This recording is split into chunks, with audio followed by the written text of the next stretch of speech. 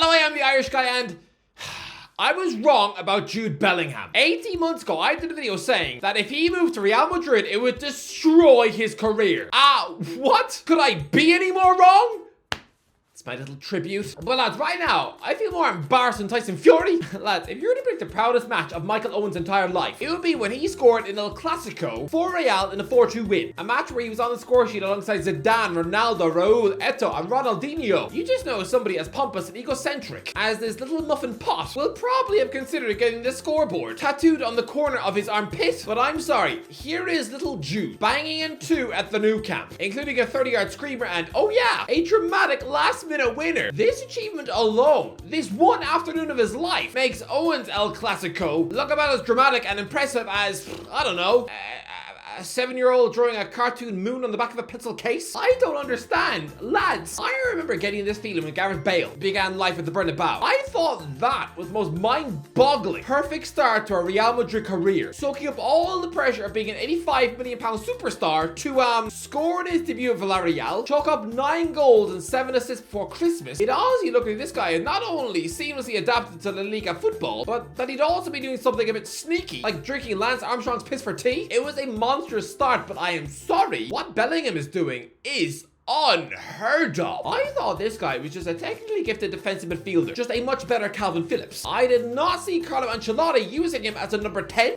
It was so out of the blue and from left field. It's like Michael Jordan bringing out a new pair of shoes that you could wear on your head. Because, I mean, you know who else this Italian genius has used as a number 10 playmaker throughout his career? Oh, just, you know, Thiago Alcantara, Frank Lampard, Zinedine Zidane, James Rodriguez, Kaká. Absolutely glorious, saucy world superstars, dripping with incredible attacking verve. Bellingham is just a bloke from the Birmingham Academy. I'm sorry, but what superstars ever molded in Birmingham when you've probably got a memorial of Robbie Savage on the wall? Oh, wait.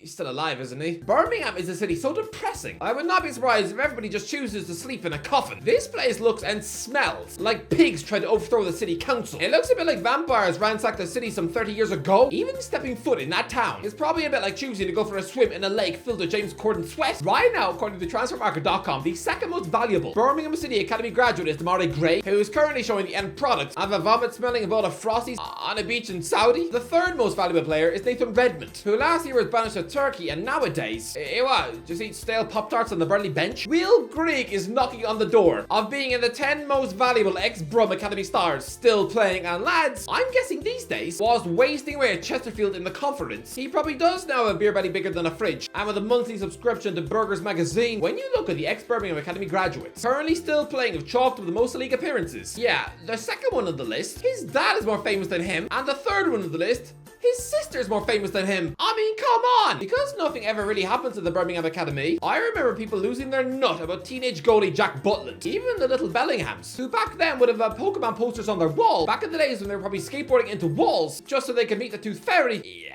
Turns out the Tooth Fairy is just your alcoholic uncle stealing your teeth from under your pillow so he can sell them on the dark web. Honestly, the Tooth Fairy's breath used to smell like vodka toast. 10 years ago, Butland at St. Andrews, considering he was competing in the same Olympics as Anthony Joshua and was getting smothered by multi-million-pound interest from Chelsea. Oh, he had more instant hype than a Britain's Got Talent winner. Yeah, I mean, I don't care that he got his eventual move to Old Trafford. His career has been more disappointing than the Five Nights at Freddy's film. Okay, I haven't actually seen it, but I mean, wow. Violent teddy bears. I can already envisage it being about as entertaining as watching a cat chew its bum. Lads, I think that Kaká was the greatest playmaker of Ancelotti's entire career. I know he lived in an era where he was largely overshadowed by his more saucy international teammates like Ronaldinho, but trust me, Kaká was the best Brazilian player on the planet. And yet, his end of season goal returns at the San Siro: 14, 9, 19, 18, 19, 16. Don't get it twisted, these are incredible goal returns. No wonder Man City tried to break the universe with a £100 million bid. No wonder Real Madrid broke the world transfer record to sign him in 2009, but even still, Bellingham has 13 goals in 13 games. He just needs 7 more goals to equal Kaká's best ever seasonal return for goals in European football. He's nearly halfway to scoring more goals than Kaká ever did for Madrid, and he was there for 4 years. Like, what is going on? I think we all assumed that Ancelotti was washed up beanbag 4 years ago. Come on, he'd been overlooked for monster jobs in the Premier League at Arsenal and Liverpool. Napoli had disrespectfully binned him off, as if he was just some senile old granddad who now like to spend his afternoons hanging out at bus stops, creepily offering teenagers bowls of mashed banana from his bag. I mean, Napoli replacing Ancelotti with an angry little goblin like Gennaro Gattuso, someone who belongs in that Goodfellas film. It made about as much sense as replacing the Queen with Alan Carr. When he was forced to accept the Everton job in 2019, we all thought that Ancelotti was done at the top level. He's since bounced back to win the first La Liga title of his career, a Copa del Rey, Champions League, UEFA Super Cup, FIFA Club World Cup. He coached Karim Benzema into winning a Ballon d'Or, becoming the 4th player to be crowned the best player in the world the same year they had Carlo as a coach. And now this tactical tweak to be able to use Bellingham as an actual number 10 and to actually trust him in that role. Carlo, you have unleashed a monster on the world. I don't understand. I just don't get it. I have never understood Bellingham's career. When Birmingham retired his shirt, I thought it was embarrassing overkill and a little bit creepy. He had just 1 season under his belt and scored 4 goals. I'm sorry, but if you had told me before the season started that Birmingham City would be cancelling the shirt number for some teenager whose contribution was just 4 goals for the club, then I'd assume he'd have died in a fire. It's a little bit weird.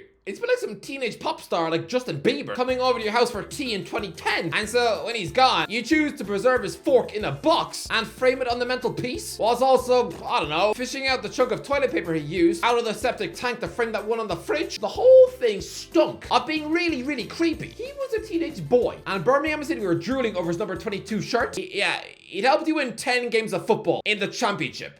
That was it. I didn't get it, but I sort of get it now. I thought Bellingham moving to Real Madrid and trying to break into the star-studded midfield would have been like Jack Wilshere having gone to Barcelona in 2009. Yeah, he'd have probably developed a gangrene in his spine from sitting on the bench so much. Honestly, the bloke could have just spent his time in Spain, hiding in the neighbor's treehouse, stuffing his face with Chinese takeaways, because despite the gross levels of English hype, the kid wasn't anything close to Barca quality. I didn't think Bellingham would start for Real Madrid. He started every single one of the 13 games this season. He's already got over 1,000 minutes under his belt. He's only been subbed off the pitch 4 times and never before the 70-minute mark. I don't get it. The boy should have been a nervous, quivering wreck playing for Madrid. Try some up in the Netflix documentary. David Beckham has admitted that when he first started playing at the Bernabeu, he was so nervous and insecure. Honestly, in his first few months in Spain, he looked like he was ready to vomit on the pitch at any given moment. But Bellingham, he's scoring solo goals, long-range screamers, scrappy poacher finishes inside the 6-yard box, as if Ancelotti made him watch videos of Pippo Inzaghi. I have never seen anything like it. Every time he scores, I'm almost in disbelief now. It's like watching Superman at work. The last time I had such a feeling of utter disbelief at a player's run of form was Jamie Vardy in 2015. I mean, that run of form from August 2015 to late November 2015, 13 goals in 11 games. Yeah, the previous season, he'd gone 6 months without a goal. Sure, he'd impressed in the spring to earn an England call-up and get a £15 million link to Aston Villa. Oh look, can you imagine if he'd made that jump to a bigger club? The following season, Villa finished bottom while Leicester finished top. The transfer would have aged about as poorly as Drake and Josh. I mean, isn't one of them in jail? If Vardy really had pushed to become Tim Sherwood's marquee summer buy whilst watching his old buddies win the league without him, I actually think he'd have been probably so furious and in no mood for jokes that by late November, he'd probably have turned up to the Villa's training ground with the sole intention of headbutting Micah Richards in the club car park. But here he was the following season, breaking records and being linked with Man City by Christmas. This grubby, unfashionable little toad who at the time had New York Red Bulls written all over him. Honestly, they were trying to sign James McClean that summer. I'm shocked, even for branding alone, that they didn't try to sign someone who's probably drunk more Red Bull in his life than milk. Honestly, he probably has it in his morning Cheerios. This is Vardy levels of absolute shock form. Everything Bellingham touches turns to gold right now. And again, I don't really get it. Where does this come from? I mean, the absolute levels of world-class coaching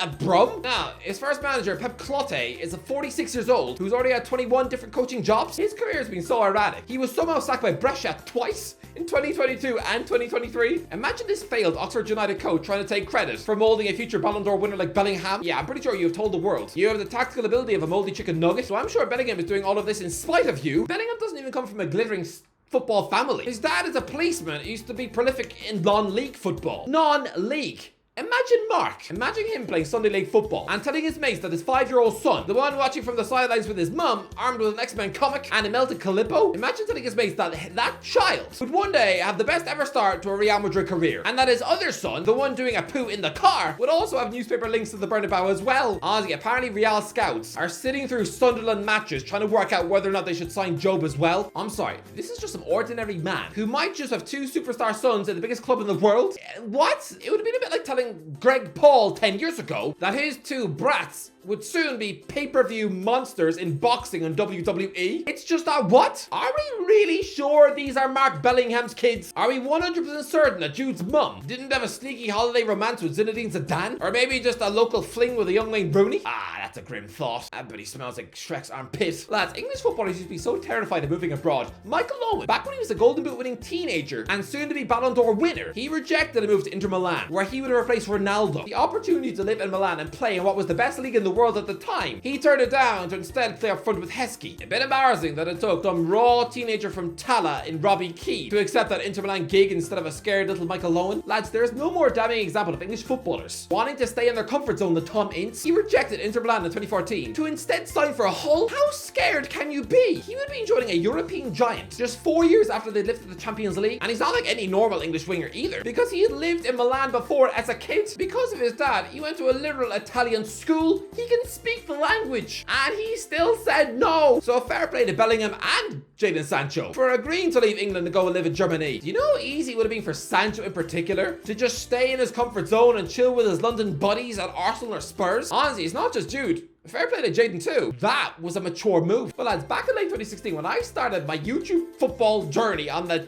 channel which must not be named, Bellingham was playing for England under 15s in a glittering midfield alongside Yunus Musa, Jamal Musiala, Fabio Carvalho, Cole Palmer, and Karamoko Dembele. Imagine thinking these little kids would go on and join Real Madrid, AC Milan, Bayern Munich, Liverpool, Chelsea, and Blackpool on loan?